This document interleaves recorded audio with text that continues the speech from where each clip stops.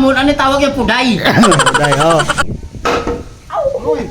Ano yung masasabi mo sa mga babaeng nagsushort-short? Oo. Sa'yo mo na, Brother Jude.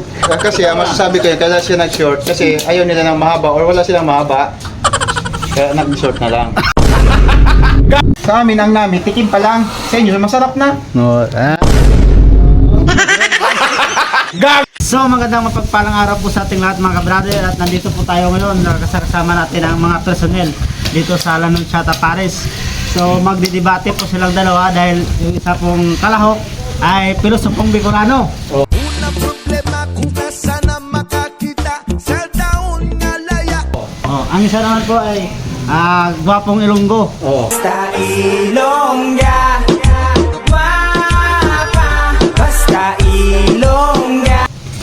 So, Ituwid lang ang dapat itutuwid. Oo. Basta baluktot, ay ituwid pa rin. Ano ba sabi mo kanina? Ang mabigat sa karayom at saka sa barko. Marco. Ayun kayo. Pero pag nilagay mo siya sa tubig, alin sinong lulubog? Yung barko o yung karayom? Sino mabigat sa dalawa? Yun. Babuhat mo ba ako? Hindi naman siya bubuhatin kasi sa dagat siya. Wala man siya sa lupa eh. Oh. Ay, di pag Kung makabuhat pinag-usapan. na doon ka sa tubig. Malalim yun eh. Pag pinag-usapan, mabigat. Huwag ka na magpaliwanag! Oo. Eh ba't hindi nalubog? Ibig sabihin sa pagbuhat. Sa pagbuhat. Pos.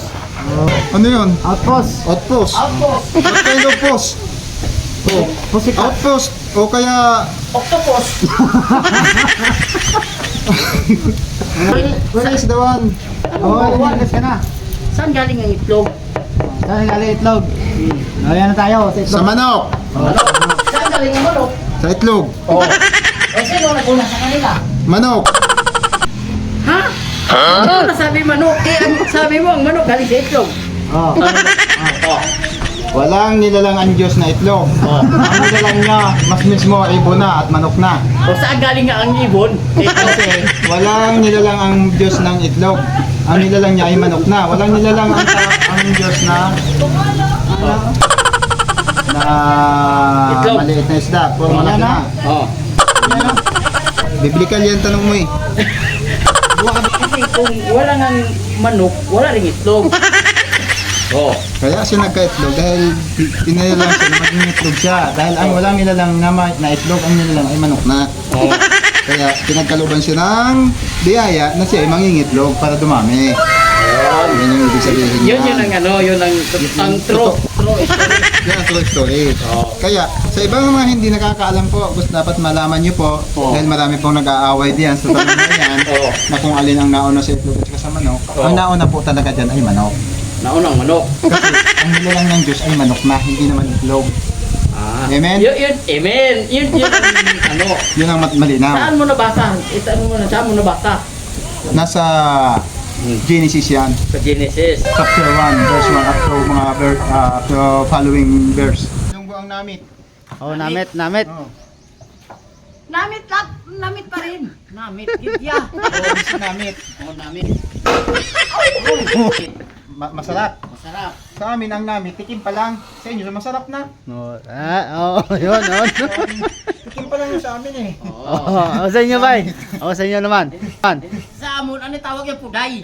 Puday, Ayun, bagay, makuha kasi pag po, magalang. Pagday, babae. Kaya ganang galang ang babae. Pagday. Ano? Iya, ang puday iya. Ikwa. Tayo dyan. Hindi po, day. Hindi po, day.